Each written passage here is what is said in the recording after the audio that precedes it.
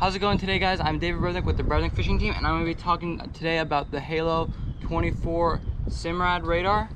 And I'm going to be telling you guys, was it really worth it? Was it really worth upgrading to the Halo 24 radar? And with that being said, let's get into the video. And before we start the video, if you guys have any questions on electronics, if you guys have any questions at all about electronics, especially Simrad electronics, comment down below and I'll look forward to answering your questions in a video. We're definitely gonna have a lot more videos coming out on this. Today we're just gonna be going over through it. I'm gonna tell you guys some facts about it. I'm gonna go downstairs and I'm gonna show you guys some stuff on the screens. And then if you guys have any further questions from there, just make sure to comment down below. And while you're at that, make sure to smash the like button and subscribe, hit the notification bell, that way you don't miss any future videos. So with that being said, let's get into the video. That is a nice.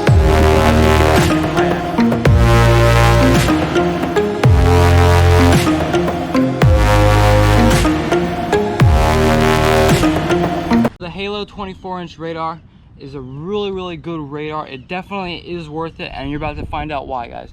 Because with this radar, I can see birds 3 to 4 miles away from me. So when you're fishing, it's really crucial to be able to see the birds. With the birds, you can see the bait. Oftentimes you can spot big fish like frigates. A lot of times you'll be able to see a frigate, troll right under it, and get like a tuna or a mahi or a kingfish, in my case mostly. And I can even see like little seagulls 3 to 4 miles away from my boat. So that's a really good feature. Also, when you're navigating in the dark, it's really good to be able to see with this. You can see the pilings, you can see other boats, you can see objects that are moving towards you, moving away from you, their speed, you can see a velocity track. It's really good for navigating in any like harbor situation. It has offshore mode. You can really see storms coming and leaving away from you really well. You can see the storms really well, and it's really nice because you can tell where other boats are, and you can see what their status is, if they're moving or not, like especially like the ships. And this is just something that's really essential in navigating and can really give you an edge. So this radar, you can see up to 48 miles away, and it does in the first 2 mile radius, you can see everything around you in every second, because it has a 60 rotations per minute. So that means this thing is spinning 60 times inside of here in 1 minute. So that means every second it does one complete turn. So that means you're able to see everything around your boat. Then that's really important, especially in close range. That way you can see every little thing that's near you. You can see a marker, you can see a boat, you could see, some cases you get it really dialed in, you know how to use it really well. You can see a kayak, you can see a little boat, a jet ski. You can see pretty much everything with this radar. It is really good, especially if you can't see like in the rain. And so that's pretty much all the facts on this. Is just the main difference between the old one and this one is that you can see things better, and it just gives you a much better picture, and it's more quick, and it really just shows you a better picture on everything. It's better for weather. It's a lot better at seeing birds. I cannot tell you how many times better it is for seeing birds. You can see little things so much easier on this. It's way faster, and I'm gonna show you guys some stuff on the screen, and maybe we'll see if we can see any birds today. I don't know. I don't see any birds around. Of course, when I'm doing the video, there's no birds, but let me see what I can show you guys. All right, guys, so we're down here. Right now, we're gonna be talking about some of the stuff that I can show you guys on the screen. I'm not gonna do like all the fancy itty bitty stuff, but I'm just gonna go over some like real basic stuff on the screen. Just like the overall stuff. I'm also gonna leave the radars link down below in the description. I'm gonna have the new Evo 3S's linked down below in the description, and you guys can save a couple $100s on them. And then I'm also gonna have the pedestals for the radars linked down below in the description. You may or may not need it. I don't know very much about the pedestals, but I think you guys you just have to have them. That way you can have it like sitting up higher, and you'll be able to like have like a better view, especially if you have other stuff there like a satellite radio thing or a antenna or whatever it is that might distort it. So I'm just going to show you guys some of the stuff on the radar. So to start, how you're going to start this out is you're just going to go to these top 3 bars right here, press on it, transmit, and then within seconds we're going to start to see a clear picture. So the main way that you're going to start to see different things is the mode. So we're just gonna have to go to adjust, and then you see mode right here where it says bird mode. That's the mode that's currently on. So currently I don't see any birds around here, but what it does is like it has like a lower beam so it can see those birds, and it's really, really good. You can see like a little seagull like 3 to 4 miles away, and when there's seagulls and there's frigates and there's diving on stuff, like if you see them sitting still and like appearing and disappearing, like sometimes they'll disappear once they go under the water or splash the water, and you'll be able to tell. And especially if you see them circling in that little area, you'll be able to tell that there's bait there. And bait is really important for you guys that are fishing with the pelagics, and even those of you guys fishing bottom fishing. That way you guys can have bait for when you guys get out there on a reef or like a ledge or wherever you're fishing, bottom fishing or any fishing. That way it's good to have some variety. So this is the bird mode, and let's start. This is custom mode. Basically you can just customize it with the gain. It'll show different stuff. You would have to use the gain, the sea clutter, and the rain clutter. It's all different stuff. This is going to depend from boat to boat. My gain is set on 50. I have it, that's my auto, and it's really going to depend on the weather. I do tend to change this, but most of the time this is what works for me. I have it set on 50. I have sea clutter set on 50.